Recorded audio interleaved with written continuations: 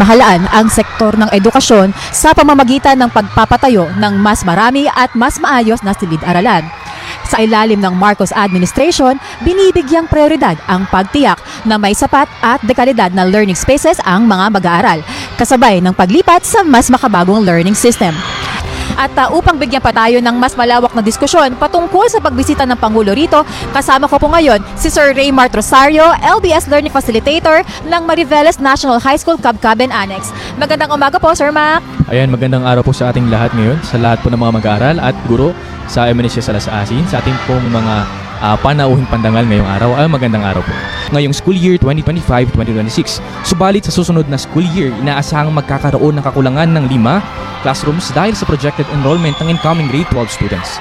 Noong una, 4 na prefabricated classrooms ang nakaplanong ibigay sa pamamagitan ng donasyon ni First Lady Luis Araneta Marcos at Next Gen Foundation.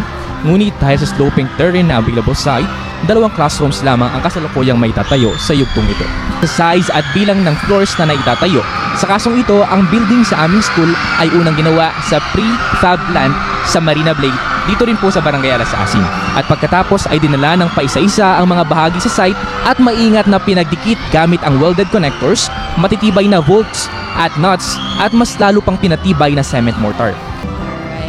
As I understand, sir, no, yung mga gagamit po ng classrooms na ito ay mga incoming grade 12 students. Yes po, ma'am. Ang mga gagamit po ngayon ay mga incoming grade 12 students. Alright. Kanina po, sir, actually may na-interview tayong isang grade 11 na pre-baccalaureate maritime student siya.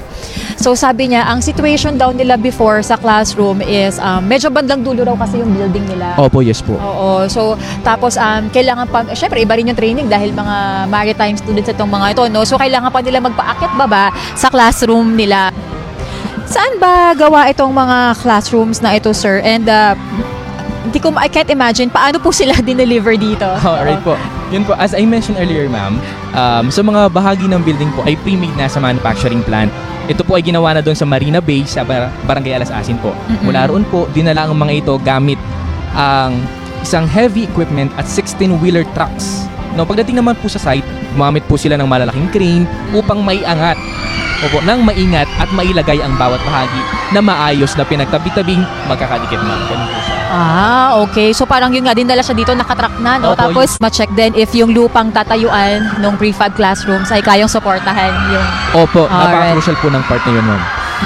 Ang Zepto po ay nagsisilbing learning portal kung saan may digital library ang mga learners na naglalaman ng parehong national published materials at localized learning resources na maingat na ginawa at quality assured ng DepEd SDO Bataan. Layunin nito na mapahusay ang pagkatuto ng mga Bataenyo sa pamamagitan ng content na nakaangkla sa kanilang lokal na kultura at karanasan. Ito po yung tinatawag o nagkakaroon po ng pagkatuto ang mga bata na nakabase po sa kanilang community ang kanilang pinag-aaralan. Kaya mas napapalapit ito sa kanilang learning schema. Samantalang ang Chief 3000 naman, ma'am, ay nakatuon sa pagpapalakas ng literacy skills ng mga mag-aaral. Nagbibigay ito ng sistematiko at epektibong paraan upang masukat ang reading abilities ng learners at makapagbigay ng angkop na interventions para sa kanilang pag-unlad.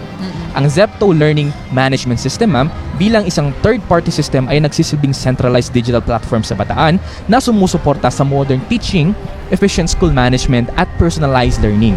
Pangunahing layunin nito ay magbigay ng secure na environment para sa delivery ng lessons, learning resources, and of course, the assessments po.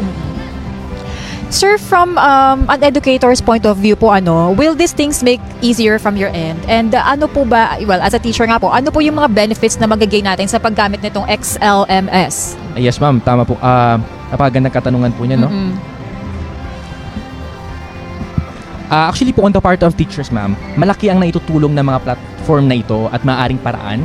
Una, hindi na nangangailangan ng resources tulad ng papel at tinta para sa reproduction po ng learning materials at assessment tools. Dahil sa mga ito ay available na online. Ikalawa po, nagbibigay ito ng platform at real-time feedback tungkol sa scores, learning achievement at maging sa kahinaan ng mga mag-aaral. Ibig sabihin po, let's say for example, si bata po ay nag-undergo ng assessment. After a few seconds lang po or minutes, malalaman na po ba kagad natin kung ano ba yung feedback na kailangan niyang matanggap. Let's say for example po, ano yung kanyang scores, ano yung learning achievement na natamo ng bata at kung saan siya mahina. From that moment po, si teacher po ay magkakaroon or magka-come up sa isang intervention na makatutulong po upang punan ang pagkukulang sa pagkatuto ng isang bata. Dahil din po dito, nagkakaroon ng mga guro ng sapat na konkretong datos upang makagawa ng data-driven decisions kung paano matutulungan ang mga struggling students, kagaya po sinasabi natin kaninang interventions, na mapaunlad ang kanilang learning skills at kasabay nito mapanatili ang magandang learning habits sa mga high-achieving students, ma'am.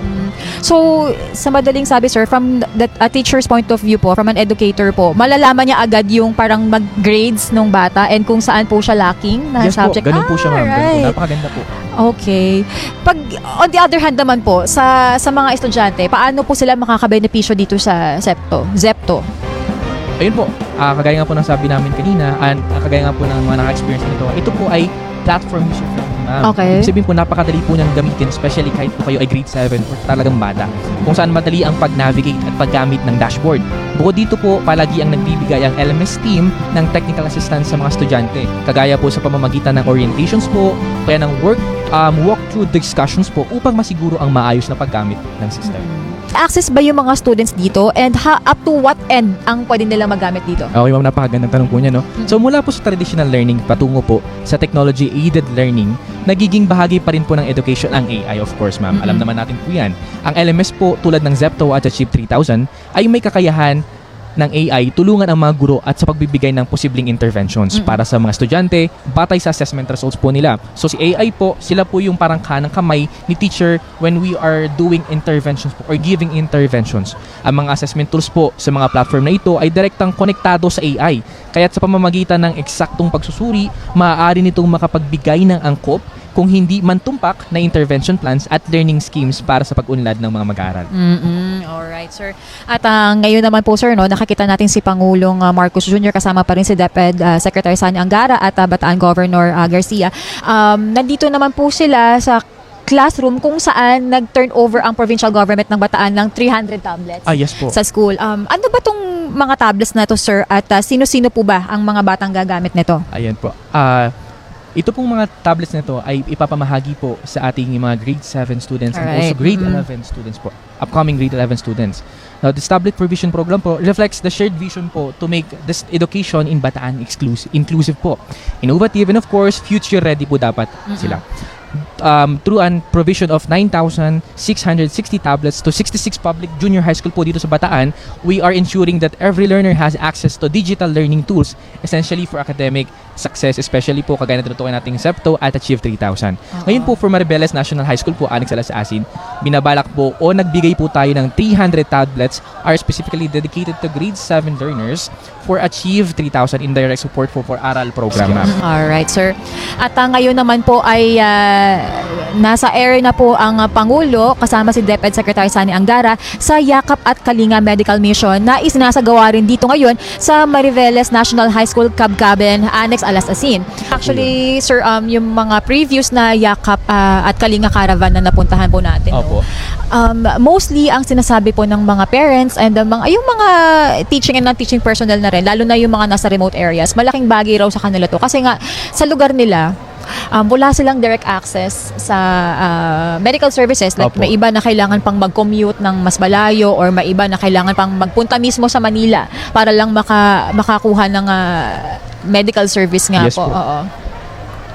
Ang, Kayo- Opo. Ang kagandahan po dito, ma'am, since may mga ganito nga po tayong programs kagaya ng Yakap, nalalapitan po yung mga malalayo na beneficiaries po ng communities, especially po ng ating mga indigenous people po dito sa Maribeles. Right, Kung natatanong niyo po, marami po tayong indigenous people dito sa bayan ng Maribeles. At ganun po, sa ganung paraan po, ito po mga medical, ito po mga ganitong programs po is nakatutulong hindi lang sa mga mag-aaral, sa mga teacher, pati na rin sa mga residente ng ating komunidad. Oo. Kayo ba, sir, although batang-bata pa si sir, nakapag-yakap caravan na ba kayo, sir? At ano-ano ba yung mga services na meron dito? Actually, ma'am, bala ko talaga ngayon.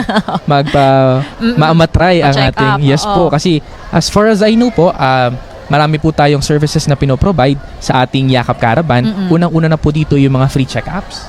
So, hindi na po nila kailangan pumunta pa ng doktor just for them to be checked up by a doctor. Ngayon din po, meron din po tayong laboratories kagaya ng x-ray, blood chem po, and also we also have urinalysis, ma'am, para ma-check kung maayos pa ba yung mga bato ng ating Oo. teachers dyan. Nahirap pong Totoo. paminsan. And also, kaya nagbibigay din po sila after the program po. Meron po tayong mga beneficiaries po na makatatanggap ng mga libreng gamot and maintenance, yung pa isa, vitamins na napakaganda po para sa ating mga mag-aaral, sa kanilang mga magulang at ating mga teaching and non-teaching personnel po. Oo. Tsaka yun nga sir, isa pang notable na features na pwede nating i-highlight dito is hindi lang siya basta libre, ano? Considering po na magkano na magpa-check up ngayon. Yes ma'am. O, Yes, diba po. po? Tapos magagawa mo lang siya ng libre. Yes, diba? kaya po talagang laking pasalamat namin sa ganitong klaseng programa ng ating gobyerno. Oo.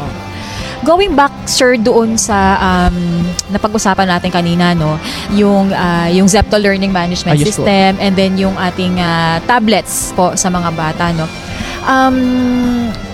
In the bigger picture po, no, paano po makatutulong itong mga projects na to, yun nga, yung bagong learning system and yung provision ng tablets in improving the proficiency rate among our students? Yes po. Full swing na ang aral program ngayong school year 2025-2026, ma'am. Napaka-useful ng tablets dahil nagbibigay ito ng mas madaling access sa learning materials, pati na rin sa assessment results, interpretations at suggested interventions para matulungan ng teachers ang students na mas matuto ng maayos. Yun po yung kagandahan. Oo. Tapos yung nga kanina sir, yung mga beneficiaries natin ng tablets ay grade 7 students, di ba? Yes po. So as they advance to grade 8 po, itong mga tablets ba na ito ay mamanahin ng mga susunod sa kanila? And paano rin yung maintenance and update ng mga materials dito sa tablet na to? Ayun po. As I mentioned earlier po, ma'am, Oo. yung next batch po ng grade 7 ay magiging susunod na beneficiaries. Alright, oo. Ibig sabihin po kung umakyat na ang mga current grade 7 natin sa grade 8, yung next batch po ng grade 7 ang makikinabang na po ng mga tablets. Ang government naman po ng Bataan ay may contingency plan para po sa repairs at maintenance ng tablets sakaling masira o maapektuhan ang wear and tear po. Bukod dito, ang SDO Bataan ICT team ay nagbibigay rin ng technical support at assistance para masiguro ang sustainable na paggamit ng tablets. Alright.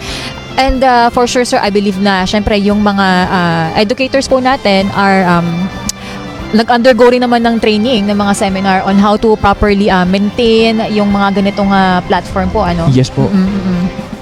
Yun nga pong maganda kasi po teachers nowadays hindi lang po sila basta turo, no? They are sumasabay na rin po Totoo sa naman. mabilis na pag-unlad Oo. ng edukasyon sa buong mundo. At yun po ang nakakatuwa. Very timely po ano sir, no, kasi ngayon naman talaga yung education sector natin are trying naman din to transition na talaga to a digital learning system. Yes po, ganun po ang kagandahan nila. Nakita po natin yung totoong suporta at yung improvement po ng ating education dito sa Pilipinas. Kayo ba sir na nasubukan nyo na yung XLMS? Na-try nyo na po? Yes, I've already tried it, ma'am. And napaka-flexible po talaga nung ginamit ko siya. Kahit saan ka po kahit saan ka po sa dito sa ating lugar, makikita nyo po o magagamit nyo po, ma-access po natin yung XLMS. XLMS. Ano po yung key features na pinaka nagustuhan mo dun sir? Dun sa XLMS? The key features, ma'am, actually, napakadami po kasi key features niyan, ma'am. Pero let's try to focus po, sige po, magbigay tayo ng, let's say, at least 5. Yung mga core features po niyan, ma'am, and the capabilities. The first one po is yung unified operations. Una-una po dyan, it automates na po the essential tasks ng mga teachers kagaya po ng grading, ng pagre-report, and also the communication. Meaning to say, hindi na po mahihirapan si teachers na mag-compute ng grade ng mga bata because the XLMS itself will do it for them. Ito po napakaganda nun. Kasi po sobrang stressful po talaga. Totoo naman sir. Tsaka yun nga sa isang classroom, di ba? Ilan ang estudyante na hawak ng isang teacher? Ay, Diyos ko ma'am, maloloka ka talaga. Oo. So, yun nga po, sa madaling salita, at the end of the day, halimbawa, yung pag-compute yun ng grades ng mga estudyante, mas mapapadali na from your end. Yes po, talaga. Totoo po yan, ma'am. The next core feature po na talaga nagustuhan ko dito sa ating XLMS po is it provides depth and aligned resources that are accessible and offline ready. Ibig sabihin po, kahit po wala internet connection ng isang bata, ma-access niya po yung mga learning materials. Okay. Which is napakaganda po, especially po kung ikaw ay nasa remote areas, kahit saan po pwede mo siyang magamit. So parang mada-download nila yung mga materials? Yes po, it can be downloaded po or it also works po sa mga offline or kung wala ka pong datas or load po para magamit sa online, meron po siyang mga learning materials na pwede po natin magamit offline. Tsaka parang isa rin sa mga features na nabasa ko na nagustuhan ko rin dito sir, no? Kasi yung mga materials na na nilalaman itong XLMS ay nationally and locally published materials. So, kumbaga yung iba po doon ay talagang may kinalaman. Kumbaga tailor fit, may kinalaman sa cultural heritage ng Bataan. So, parang mas makatutulong sa kanila to na ma-appreciate nila. Opo. Diba? Yes po. Yun po yung tinatawag nating community-based learning, ma'am. Na nakakatuwa kasi hindi lang nila natututunan yung maliit na picture kung paano nag-start ang Bataan, what are its history, kung paano umunlad tayo, but it will also teach them kung ano nga ba yung pinaka naging pundasyon. Yes. Kasi po, nakakonteksto na ang kanilang inaaral po dito sa Oo. XLMS. Sana sir itong XLMS din po ay ma-provide din sa ibang mga public schools natin sa buong bansa kasi malaking bagay talaga to sa learning ng mga bata. Opo, yun nga po ang sabod dalangin ng lahat ng mga maguro na hindi na mahirapan at matuto ng maigi ang ating mga mag-aaral para po sa ikagaganda ng ating edukasyon dito sa Pilipinas. Oo. And speaking of that pala sir, ito bang XLMS ay itong Kabkaben Alas Asin Annex lang po ba ang nag-utilize nito or possible na meron na rin sa ibang campus ng Mariveles National High School? Yes po, kaya po malaki ang pasasalamat namin na ma-maximize po na malaki po ang tulong ng ating national government, especially our President Bongbong Marcos, sa pag-execute po ng ganitong klaseng mga programa. Ang pag-maximize po sa AI para po matulungan ang pag-angat ng kalidad ng ating Totoo. edukasyon, ma'am. Oo.